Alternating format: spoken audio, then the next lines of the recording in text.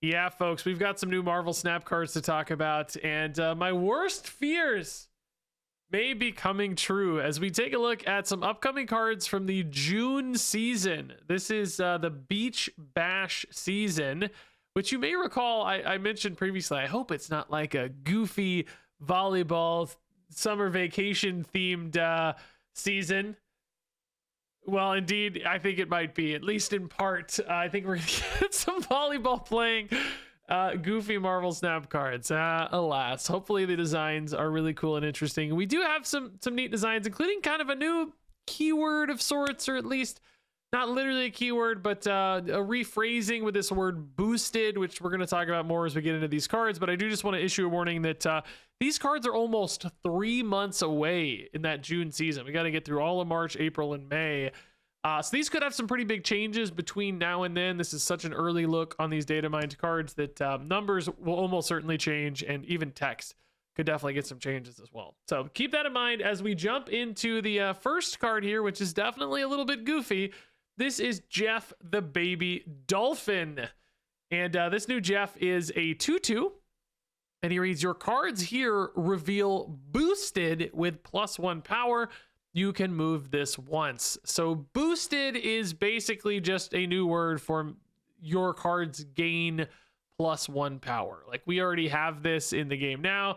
They're just kind of shorthanding it with the word boosted. We usually kind of say buffing cards for +1, right? Now we'll say boosting cards for +1. I'm sure that's just to kind of consolidate that text, both like literally so it's shorter to write, but also just so that it's a little bit more consistent against cross cards and easier for people to kind of understand. So basically that means you play Jeff down first, and instead of like an Angela that's gaining the power herself, Jeff will be giving the power to the cards played on top of him. So kind of an inverse Angela, if you will, which actually still has a lot of the same applications for stuff like a Kitty Pryde. You know, you could play a Kitty Pryde on this multiple times over, just keep giving Kitty Pryde +1 power, +1 power.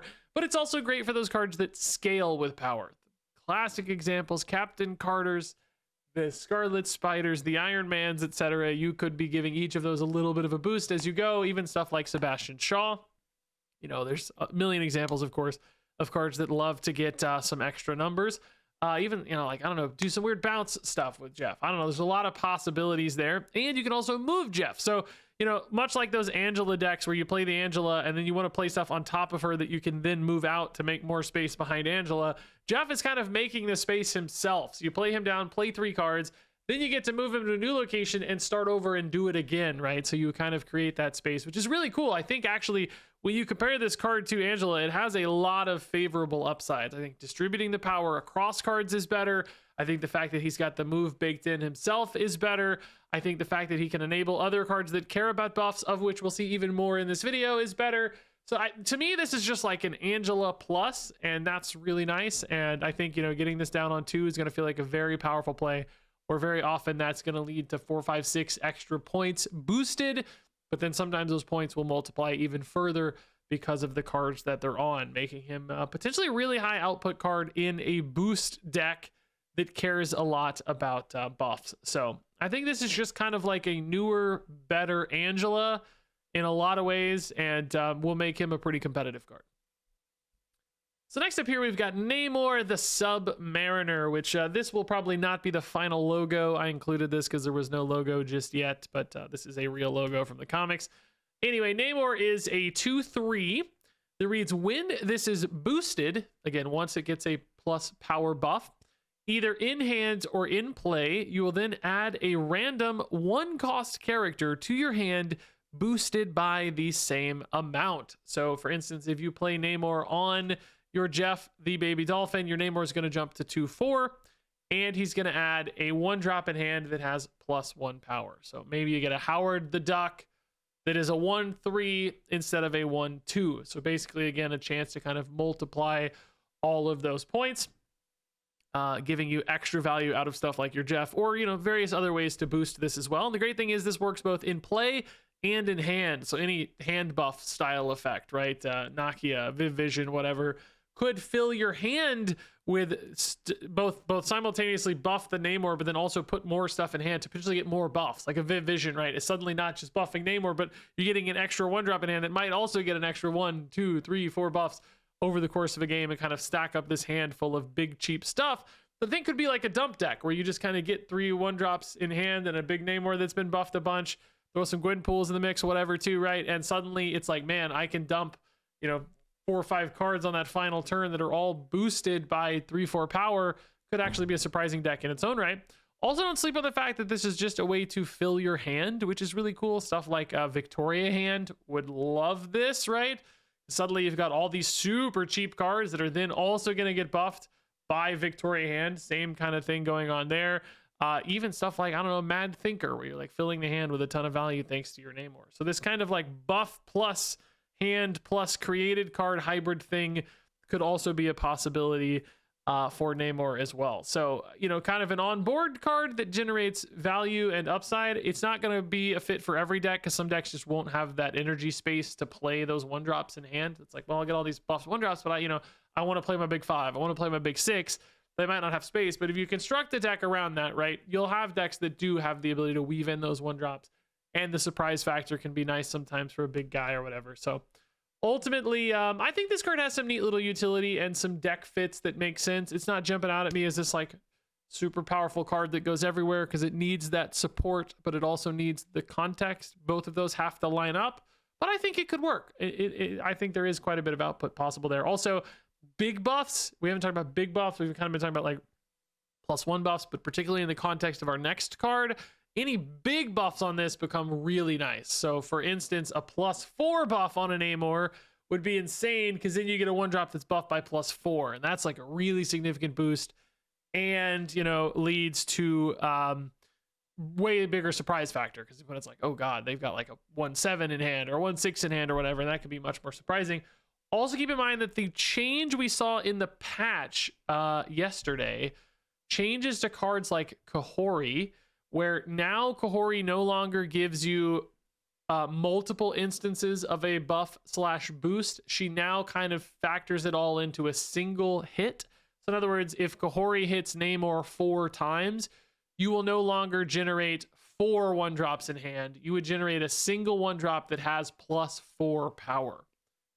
Which could actually be really nice. Like, I think you'd kind of prefer that because at some point your hand gets too full and you get diminishing returns there. I think you'd rather have one bigger guy. So Namor into Kahori perhaps becomes a really interesting deck package because Namor can both like fill your hand potentially for that Kahori to be bigger if he's played, early and buffed a little bit, but also then you buff the Namor and you get another really big guy buffed in hand. So that change actually is probably exactly in line with the cards we're seeing here. Stuff like Namor, Sebastian Shaw have different impacts and changes based on that. So again, maybe just another good angle and good fit here for Namor. Moving on here to Venus. This is another one where this is not the real logo in the game. I grabbed this off of a comic for Venus, probably recolored or something. It might look like this. You never know. Anyway, Venus is 3/4 and reads, when you boost a card in play, it gets an extra +1 power. So this is, a nice way to kind of double down on all of your boosting here, just getting you some extra points. You can kind of see the same sort of Angela line happening here where you get like the Jeff on 2, you get a Venus on 3. She will be boosted herself, so she should give herself, 2 points, basically 1 from Jeff, 1 from herself. So she would instantly be a 3/6. And then any future cards boosted by your Kahoris or whatever will get, an extra point here or there, which theoretically would stack up to enough bonuses that you'd be really happy about it. Now, do keep in mind that Kahori change we just talked about in context of this new patch, because Kahori's buffs will be condensed into a single hit instead of multiple hits. So again, if you were to hit Venus with 4 Kahori buffs, you would not get an additional +4 because it's not 4 individual hits anymore. It would be 1 boost of 4. That just means you'd get +1 extra. So Kahori would not go from 4 to 8 with Venus. It would go from 4 to 5. Because again, it's not, based on the number of points. It's based on the kind of binary result of it happening or not. So when you boost, that means you would just get 1. So this is actually kind of a card that looks worse in the context of a change like the Kahori refactor on how buffing and boosting works in this patch, but that's probably why, because they thought maybe this would just be way too insane if you effectively doubled Kahori's buffs. Now that said, if you had a Kahori with, you know, 4 or 5 things on board and she hit each of them for +1, which can happen because she still spreads her buffs out, then it would still be fine. Like, you'd still be able to double it, but just won't work on a singular target quite the same way as it would have otherwise. I know we're going to get in the weeds here, but this is important to establish how all these mechanics are going to work when these cards land. So, you know, ultimately, I guess the question becomes, how many points do you think you're getting out of your Venus, and does she become worth it from a net output standpoint? You know, are you getting an extra 4 or 5 points out of this?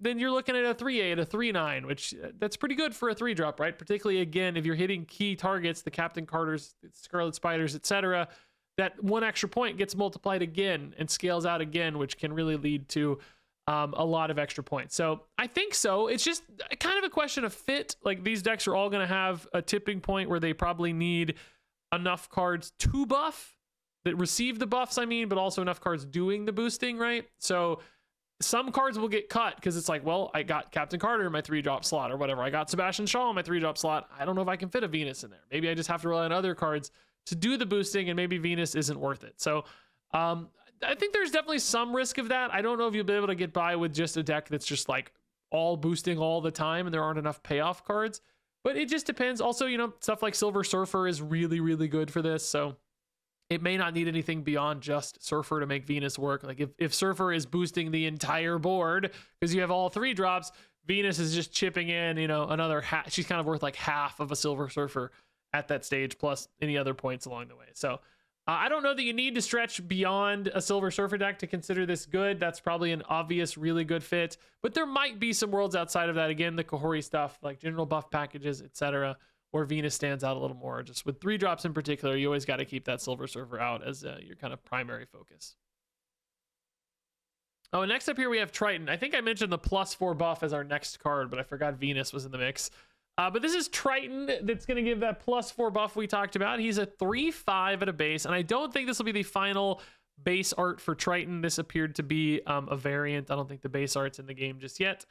But Triton is on reveal, boost the last character played by each player last turn with +4 power. So this is kind of like this little Shulao almost, right? Where he's like a little mini Shulao, if you will. We know how powerful Shulao can be, but this one's just kind of an independently useful one. Doesn't need all the setup of something like Shulao, but it is symmetrical. So you're buffing both your opponent's card and your card. But the idea being, of course, that, hey, my cards benefit from boosts so much more than my opponent's that I am going to, you know, realize a much bigger, you know, net gain here than my opponent, because I'm boosting a Captain Carter or a Scarlet Spider, and they're just boosting whatever random dude that doesn't matter or scale those stats in any way. So it is, you know, a net 3/5 gain, because 4 and 4 equalize each other out, right? That doesn't count as a net gain.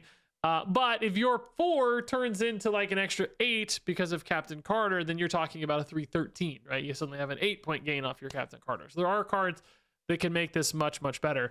I will say, you know, a little bit of a timing risk with a card like this always. You know, same is true for Shulao, of course, but the whole deck is kind of built with that in mind.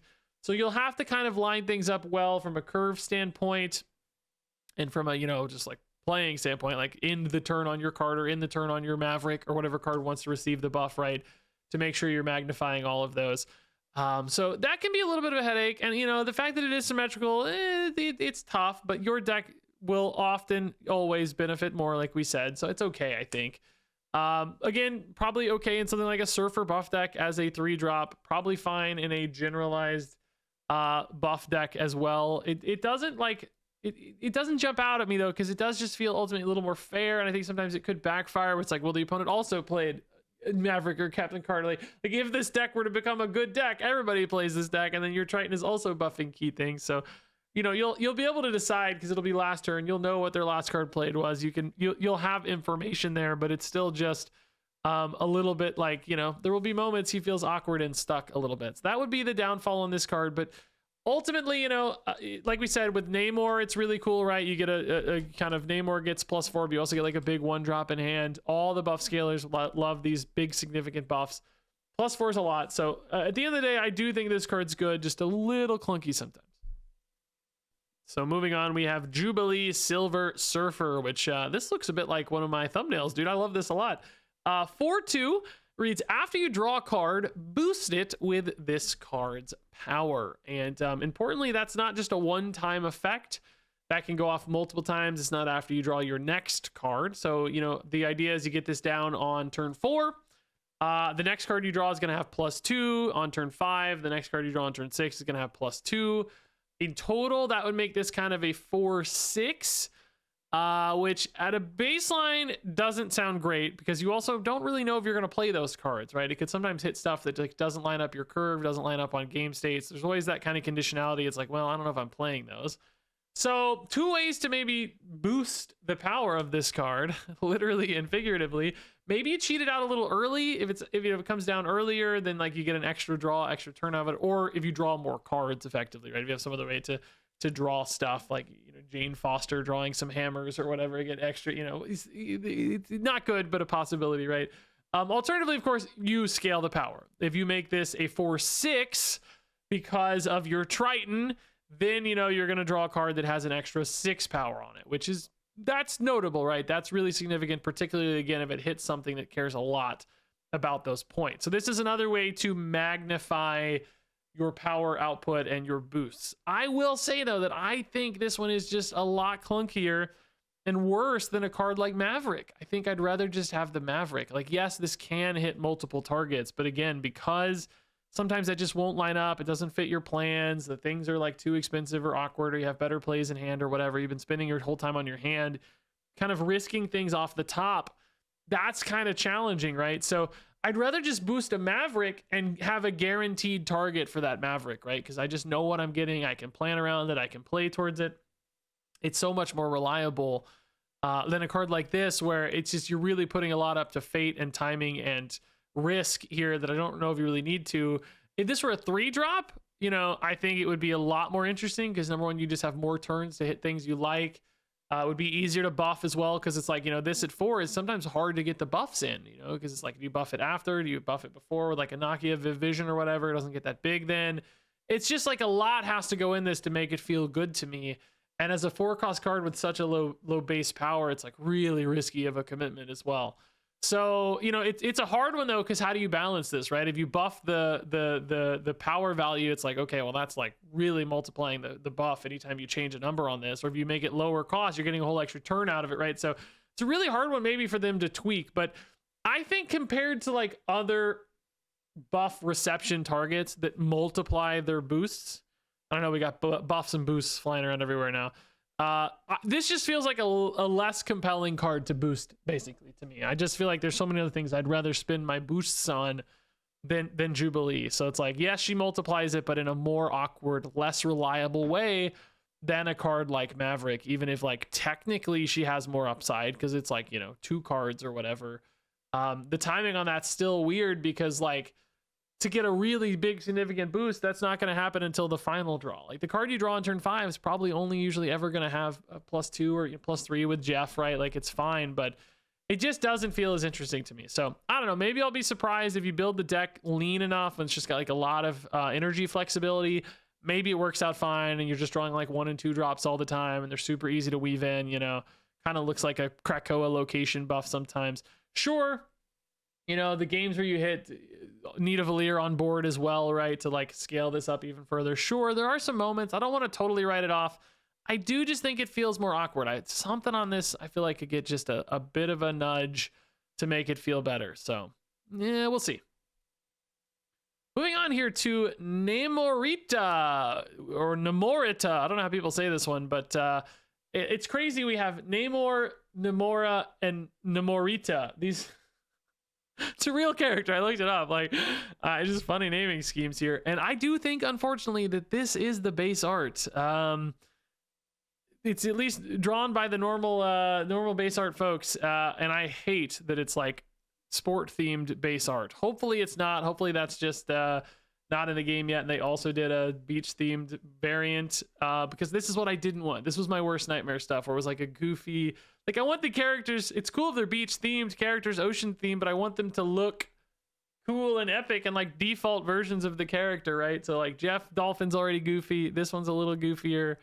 It's not like too goofy, but you know, she's playing volleyball. Like, I don't want that as my default. Anyway, this is a silly complaint just for me.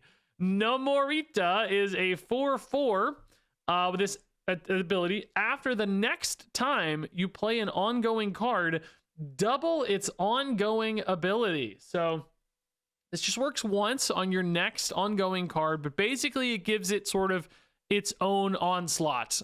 You know, it only works on that card, but like it's as if an onslaught were affecting specifically that next card you play, which clearly can be like crazy powerful, right? We know how amazing onslaught can be. The two prime targets that jump out at you for a card like this, of course, are, I think, Iron Man. So, you know, your Iron Man becomes an onslaughted Iron Man, which is just like crazy. That's an instant win condition in a given location.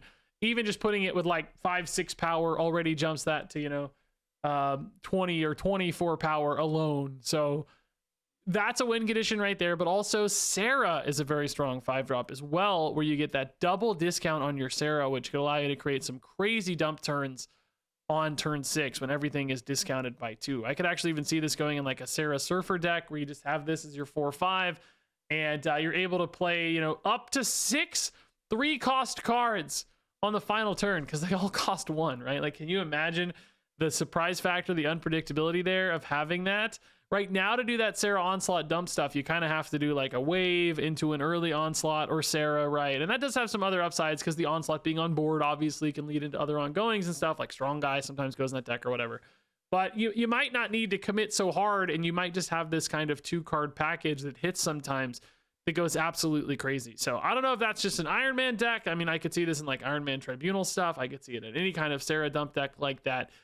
This is ultimately just a really powerful effect. And it doesn't have to be 5 drops for the record. It could be a 6-drop. It could be a turn 4 Namorita into a Patriot on turn 5, right? Who knows? There's all kinds of great ongoing effects that can power decks. A C4 deck where you get a Cerebro here. Who knows, right? But I think ultimately this is a pretty neat ability here that has some real nice upside, because like Onslaught is a super powerful card, Moonstone is a super powerful card, but this kind of pushes it in a different direction that I think is still intriguing and viable. So I actually think this is pretty cool, just kind of hate the volleyball art. So next up here is Monstro, and again, this is not the base art, this is a variant. It's goofy. I don't mind variants being goofy. Hopefully the base art looks cool though, like a neutral version of the character. Anyway, Monstro has a big old 8/8 here, which I love seeing these high cost cards. But his card cost is reduced by the cost of your deck's top card. So in other words, if you had a death as the top card of your deck, this would be a 0/8. More realistically, probably, right, you're going to have, you know, a 4 or 5 or 6 cost card as the kind of big hits for this one, making it maybe a 4/8 or a 3/8 or a 2/8 for your 6 drops, all of which sound okay. 4/8's probably not really going to be worth it because it's like, well, I can get a lot better than 8 power out of most 4 drops effectively, or more upside out of them anyway. 3/8's getting into that territory that's pretty spicy, you know, that's like Gladiator stat line you don't hate. 2/8's great. I mean, there are frankly a lot of 2 drops that get to 8 power these days anyway, Juggernauts of the world, so it doesn't still really jump out at me. If you somehow got this to 1/8 or 0/8, of course, would be amazing, but then you get some real questions about what's my deck look like? Why do I have all these 7 and 8 drops in my deck? There are decks that can do that sort of thing, like Hela, for instance, could be a possibility here for Monstro. Just like some big ramp decks with a lot of 6 drops could maybe use this as just a like easier 2-drop than something like a Juggernaut or a Moondragon or whatever. That said, you know, you do want those to hit on time. In other words, like if you get to turn 2 and you happen to have a 3-drop as your top card, it's like your Monstro may never get played. He could kind of get stuck because you get late in the game. It's like, I want to play my 5, my 6. I don't have room to weave in the Monstro necessarily. So there's a little bit of a challenge there about finding decks that have like enough big stuff. One angle I do want to look at this is like, we have like that Mole Man card that no one's ever talked about or thought about in this time it's been out, a year or whatever. Not quite a year, probably. Stuffing a deck with like big 8 drops like Monstro for this kind of big package makes sense. You got Mole Man paying off with some 1/8 rocks. You got Monstro paying off sometimes for 0/8. So we got Fin Fang Foom now too as a 7-drop that does get run fairly often. So I'm like a little intrigued on that. I do wonder though, like just deck fit wise, how many decks are going to be able to use this? It's kind of making itself super niche right off the bat because you have to have big cards, but then those big card decks also have to want this, right? It's kind of a two-way street there. So I think a lot of them might not want this. You might have to really lean into a crazy big deck to make this work, and I'm worried that's going to be a challenge. So our final card here just got a little bit of an update, but it's a sign that this might actually be getting added into the game soon. This is one of those kind of lost cards we've talked about forever here that's been in the game for a long, long time, but it's just been forgotten about, but it just got an update in this patch. So maybe this is actually going to come out. Jonah Jameson, which has a fake logo here, this is one I made, is a 1/3 now with ongoing. Your text emotes are ruder. They added that text specifically in there. He's not going to impact, visible emotes. They didn't want to make custom art, obviously, but they did add some new text emotes, and they're all just like a little bit ruder and kind of like newspapery themed or whatever. They're in the data mines. I don't think anybody cared quite enough for me to show them here, but you can go find them. There's always a link down in the description below to SnapFan's data mine article if you want to find that stuff. Yeah, I actually think this is kind of almost viable as a 1/3. Like, obviously the text doesn't matter at all. Like, you don't care about ruder emotes. It means nothing in the context of a Marvel Snap game, but a 1/3 ongoing is kind of intriguing. We've had Spectrum decks before that just kind of want small ongoing cards. Like Howard has showed up in those decks sometimes just because, like, well, I just wanted a 1-cost ongoing. Jonah Jameson might actually be the card you'd run instead, just because he's the second biggest 1-cost ongoing. Or if you feel like maybe your Ant-Man's at risk because you don't have enough to fill out locations for Ant-Man, this could slot in instead in a sort of Spectrum deck. Or maybe you toss it into your Aurora deck as a cheap ongoing. I don't think that's likely, but it's like technically possible enough that I would almost consider this card marginally playable, which is a lot of conditions and ways to say this isn't great, but maybe it's not terrible. So all that said, those are the upcoming cards. Let's go ahead and rank these from the cards I think are going to be the best to the worst. My number 1 card is Jeff the Baby Dolphin. Number 2 is Namorita. Number 3 is Namor the Sub-Mariner. Number 4 is Venus. Number 5 is Triton. Number 6 is Jubilee Silver Surfer. Number 7 is Monstro. And number 8 is Jonah Jameson. This does not really jump out as the strongest set of cards to me.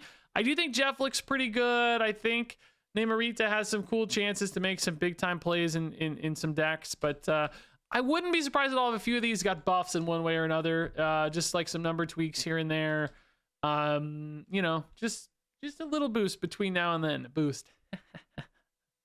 But still, some fun ideas here, fun ways to manipulate power. I really like a card like Monstro a lot. I almost feel like this should be maybe like a 7/9, maybe too good at that level, but I do like 8/8s too. That feels clean. I like the symmetry there. Or maybe even like, I don't know, maybe make it like a 9/12 or something. Let's get a 9-cost card of the game. That could be kind of fun. Would probably be worse, but hey.